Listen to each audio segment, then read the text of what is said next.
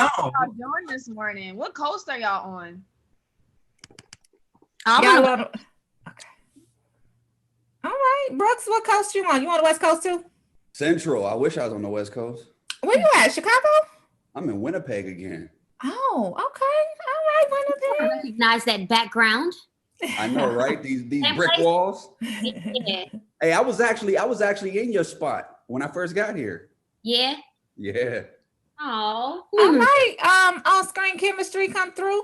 So listen, we here to talk about y'all new movie. Let's meet again on Christmas Eve. What's going on with the movie, y'all? Super cute movie. I love it. Let's look at the promo before we begin. So I think we have a trailer for it.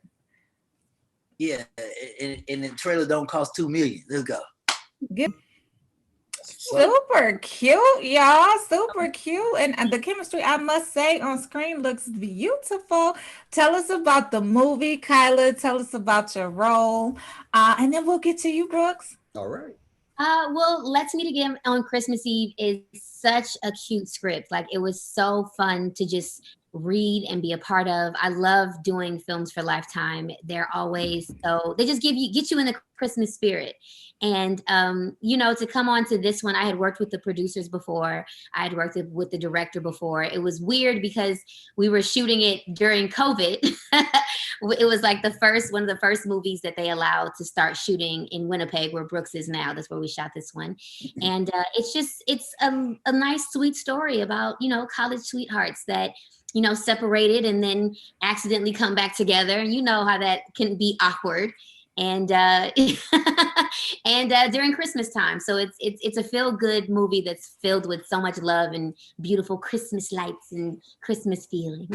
I love it. Brooks, tell us about your role in the movie and all of that great stuff. So I play Rob, who is who's a photographer, and he comes in so excited to shoot this wedding that he shot with his family before, and he knows everyone in the family. He's kind of like, the second child. And I come in thinking that it's just going to be me, and then now Kyla's character comes in, and we reunite unknowingly, and it just starts a whirlwind of emotions, feelings from the past, and things that we didn't know we still felt. And you really get a sense of everybody can have their experience in this movie. I love it. Tiara. So how has it been filming a movie in this season of COVID, and the importance of bringing that Christmas spirit to everybody, especially during this time? It was a little stressful. We did shoot the film in Canada, so traveling up there and to be not harassed, but basically, you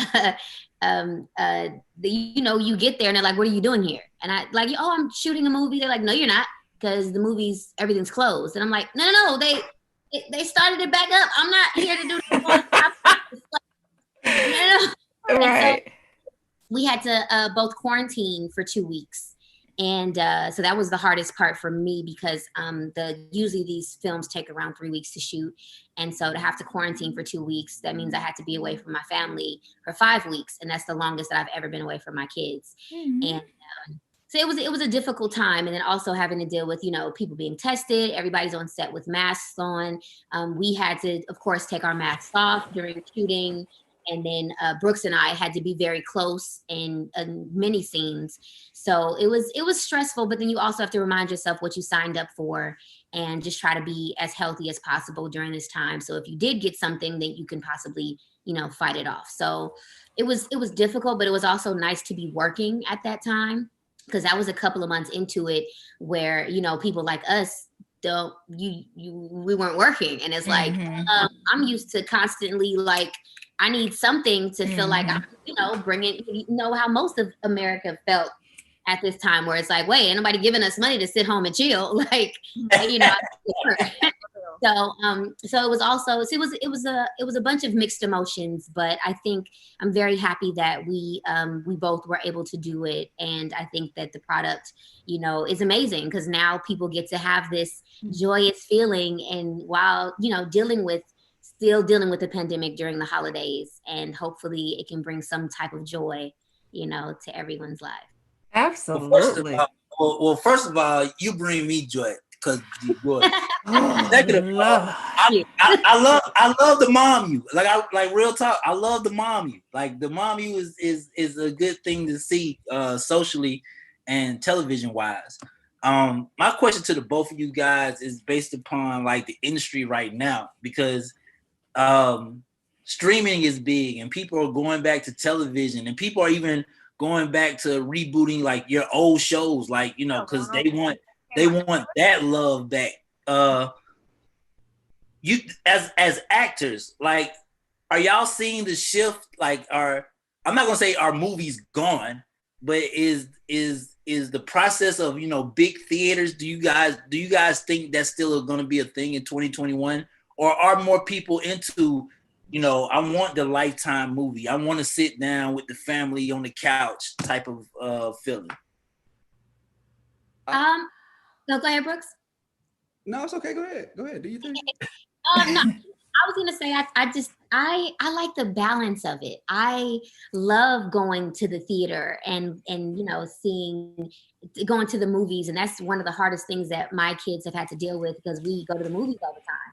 And so my baby's like, you know, can we go to the movies? And I'm like, no, baby, everything is shut down. But I also still love, you know, being at home and being able to stream something from home, or, you know, having these Lifetime movies that we can watch. I love the balance of it. So I'm hoping that this next year coming, like, we can get back to the balance. I love this part of it as well, but I just want a little bit of both. Brooks.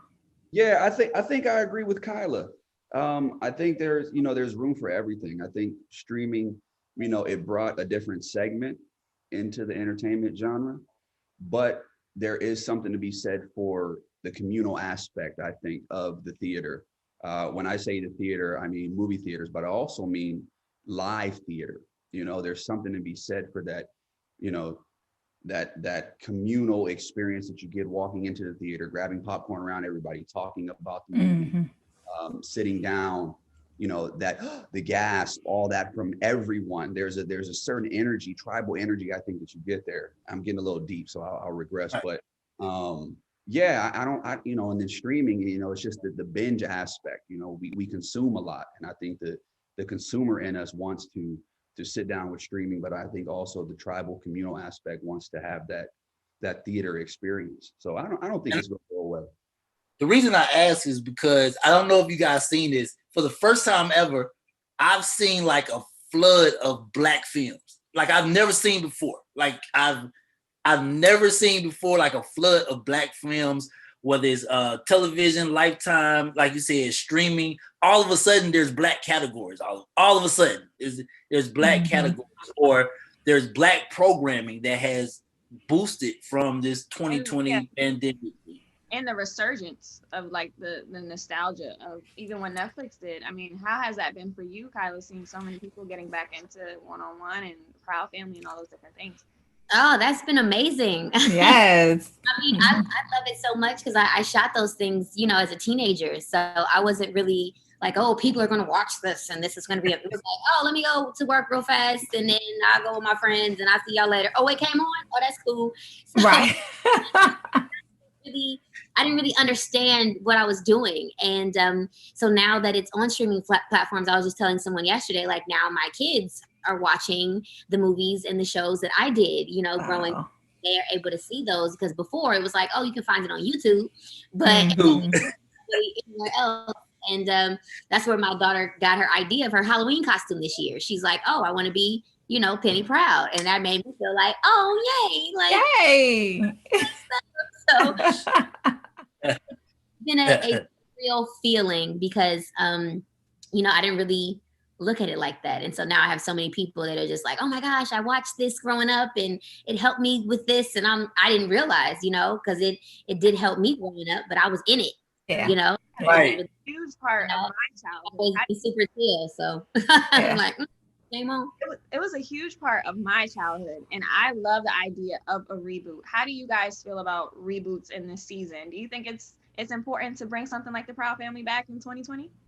Oh, like the Proud. I feel like how I feel about reboots. It depends on what it is, and I feel like some things should not be touched. But I feel like some things, we can, bring it to life a little bit. But I'm recording the reboot for Proud Family right now. Wonderful. And I think that everybody it's bringing that same feel that it did before. What about you? I'm sorry. Go ahead, Kyla. No, go ahead. No, I was just gonna ask Brooks. What about you? How do you feel about reboots? I think reboots are cool. I actually did a reboot. I did the reboot of Total Recall, and that was one of the first reboots, huge reboots that to be done. I think they're cool. I think you have to again tiptoe. I think you have to put it in the right hands and make sure it's done right, because there's a lot of nostalgia there. Yeah. I think we're seeing that with Star Wars. They're getting some of them right, they're getting some of them wrong. Yeah. And crazy thing about Proud Family is it was a little bit after my time in that era of childhood, right? But I told my brother I was like, man, I'm doing a movie with Kyla. He's like, Kyla Pratt. I'm like, yeah. He was like, Penny Proud. And I'm like, my dude, who is Penny Proud? And he's 6 years younger than me. I'm like, I don't even know who Penny Proud is. I never watched it, right? I watched the Thundercats. But my brother knew who she was. I mean, I knew her from Dr. Dolittle and everything, but I think reboots are cool, man. I think reboots are cool. So let's get back into this movie. So let me tell y'all one thing that I loved about the movie. There are so many things to love about this movie, but one thing that I loved about the movie is the storyline and how realistic it could be, right? So going off to college, you in a relationship, and then y'all come back and y'all meet again and y'all get into a relationship again. So how does that, I guess one of my questions is, has that experience ever happened to you guys in real life? And or if it did happen, if it did not happen, would you be open to something like that happening? Kyla, we'll start with you. No, yeah. I've been with my man since I was 21. You better say that, boo. Miss that. Romeo, back up, Romeo, back up. First of all, I respect Kyla so much. I know her guy. She's been on. I've met her guy. He's a great guy. Him, me and Nessie are real cool. So like he's a good guy. Now Brooks, yeah, I've never had that situation, but I'm very I have friends, I'm very talkative. I'm always like, what's going on with you? So I know, and I write as well. So I recognize that this is a very similar story to what a lot of people have been through, especially being young and separating and not being together. I mean, me and my man, we got together when we was young, but I'm like, you ain't leaving me. We ain't doing this. We're not going back and forth. We talked about that earlier today too, but yep. I feel you. What about you, Brooks? And I know y'all got to get out of here soon too, but what about you, Brooks? The script was very good. It hit on the head on a little bit, but for me, the experience wasn't like that. It was a little more brash than that for me. I won't get into detail. Do tell. Go into detail. We want to know. He's talking about tiptoeing this whole time. So don't do it, brother. He said tiptoe. Tiptoe, man. These toes is worked. No.